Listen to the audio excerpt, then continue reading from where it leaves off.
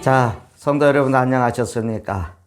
자, 이번에는 8강, 우리 성경통도 8번째 강의를 시작을 하겠습니다. 오늘은 출애굽기 이야기까지만 그렇게 하도록 하겠습니다.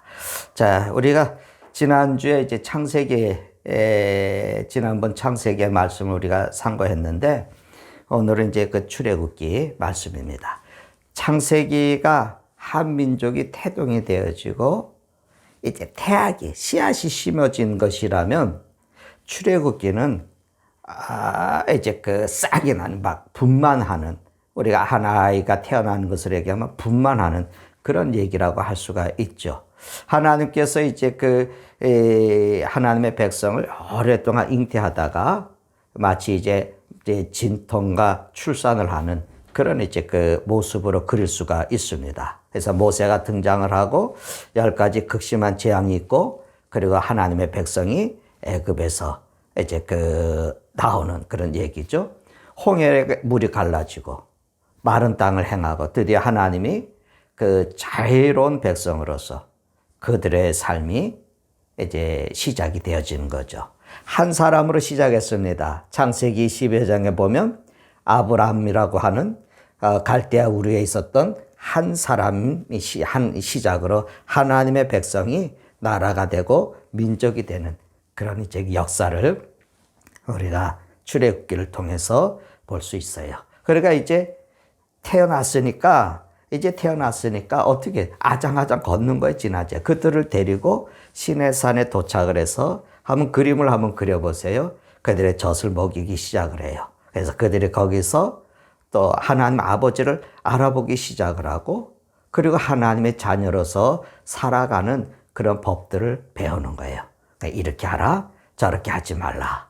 또 어떻게 하나님의 거룩한 백성으로 살아갈 수 있을까? 예배를 배우고, 그리고 성전을 세우고, 하나님의 말씀에 순종하면서 하나님을 경배하는 일에 온통 주의를 기울이는 거예요. 그게 이제 출애굽기. 그래서 우리가 출애굽기 내용을 우리가 두 가지로 요약을 할 수가 있어요. 하나는 뭐냐? 굉장히 중요해요. 이 두 가지가 다 필요한데, 하나는 뭐냐? 거룩한 학대를 받던 그 보잘것없는 그 나약한, 소위 더 깊이 말하면 미천한 그런 민족이 종살이에서 건짐을 받아서 자유로운 삶으로 옮겨가는 과정이죠. 그러니까 그 백성이 하나님의 하나님의 백성이 이제 정착을 해갈 그 땅을 향해서 나아가는 겁니다. 이게 아브라함이 약속하신 그 땅. 둘째는 뭐냐면 구원받은 삶, 그 자유로운 삶을 살아가는 이 하나님의 백성으로 살아가는 그런 규율. 그러니까 그 법을 아주 세심하게 알고 배우는 그런 과정이에요.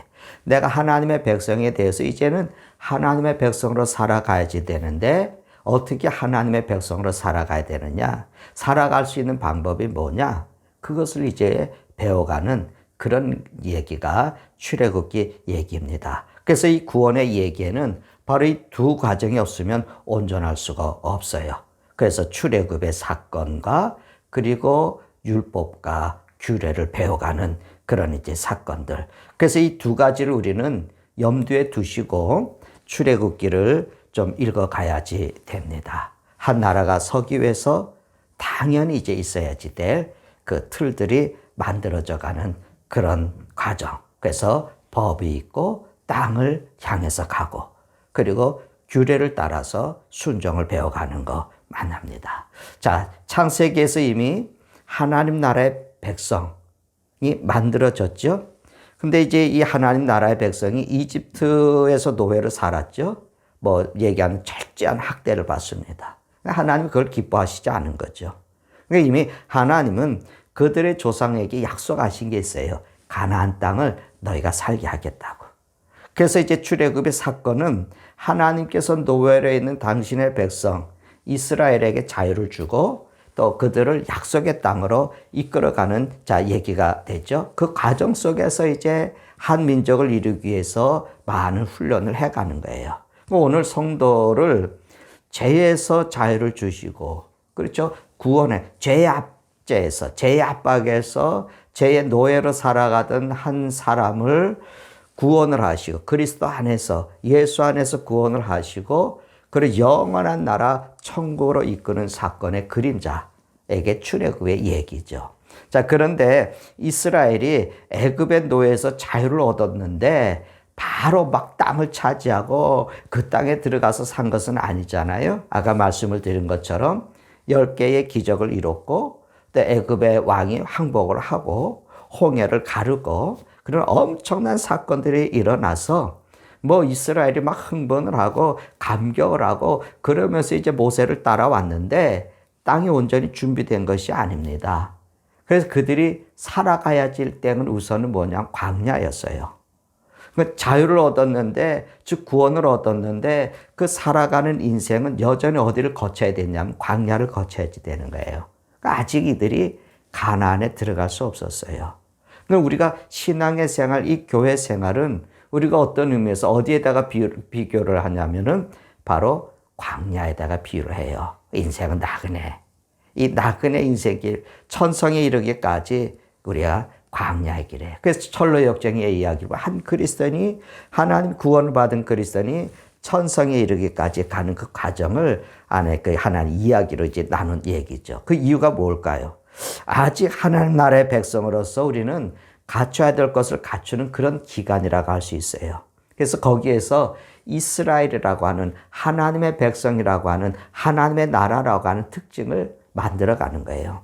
그 공동체가 어떻게 이제 운영이 돼야 되겠어요? 자, 400년 동안 하나님에 대해서 이들은 잘 알지 못했어요. 선조를 통해서 구전으로 얘기를 들었겠죠. 그렇죠? 하나님에 대해서. 하나님의 백성이 되기 위해서 이 사람들은 무엇보다도 하나님이 이들을 노예에서 왜 해방을 시켰는지 또 그 뜻을 알아야지 되고 또 세상의 나라를 향해서 여기 하나님의 나라가 있는데 하나님의 나라는 이런 것이다라고 하는 것을 알 수가 있어야 되잖아요. 근데 지금 이런 상태로는 아무것도 할 수가 없는 거죠. 그들은 하나님을 대해서 그냥 생각 속에 하나님, 우리 조상은 하나님을 믿었고 우리 조상이 믿으시는 하나님인데 하나님은 이러이러한 분이다. 뭐 구전으로 들었어요. 그래서 그들이 세상 이 애굽에서 살면서 애굽의 신들이나 하나님이나 동일한 그런 비슷한 그냥 그런 신들로 생각을 했을 거예요. 자, 그들이 이제 광야에 와서 목적지는 어디입니까? 가나안 땅이거든요. 근데 그 땅은요. 아무도 살지 않는 땅이 아니에요.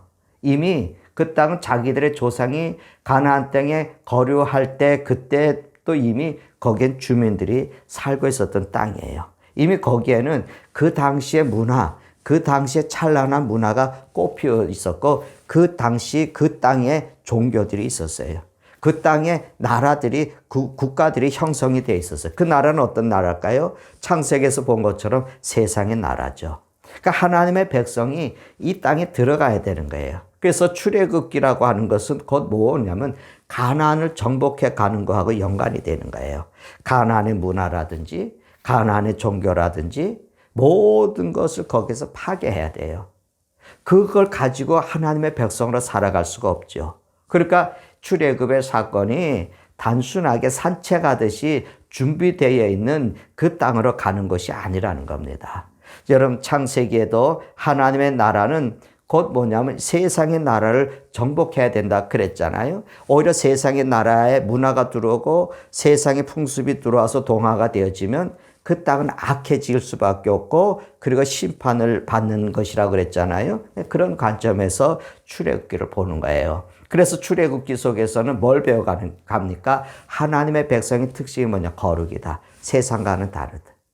세상과는 구별이 돼야 된다. 그 구별하는 방법들이 나오는 거예요. 그래서 훈련을 해가는 거예요. 하나님의 율법을 배우죠. 그 레위기라고 하는 말씀을 이제 다음 주에 우리가 잠깐 여호수아를 보면서 얘기를 하겠지만 레위기는 바로 그 거룩을 배우는 거예요. 어떻게 하나님을 예배하지? 하나님을 예배하는 방법은 뭐고 우리가 어떻게 거룩한 삶을 살아가지? 그 거룩하게 살아가는 삶의 방식들은 무엇인지를 레위기를 통해서 가르쳐 주는 것입니다. 그래서 출애굽의 가장 중요한 것은 뭐냐? 하나님께서 그들에게 하나님의 백성으로 살 수 있는 법을 주신 거예요. 그리고 그 가운데 하나님과 관계되는 법 가운데 가장 중요한 그것은 하나님을 아는 거예요. 하나님을 예배. 그래서 그 두 개의 돌판에서 하나는 뭐냐면 하나님과의 관계를 말하는 법을 이제 그 새긴 판이죠. 자, 하나님과 어떻게 관계를 계속해서 맺어갈 수 있을까? 그래서 하나님께서 이스라엘에게 특별한 곳을 하나 세워주셔요. 그게 뭐예요? 성막이에요. 그래서 하나님의 거룩한 임재, 그 구름과 불로 그를 덮으시면서 하나님의 이스라엘이라고 하는 그 신흥 민족과 이 신앙의 공동체와 함께 동행하신다고 하는 것을 하나님께서 보여주시게 되는 겁니다. 자, 이스라엘이 400년간 애굽에서 노예로 살게 되었다. 그렇죠? 그런데 그들에게 하나님은 어떤 분이었을까?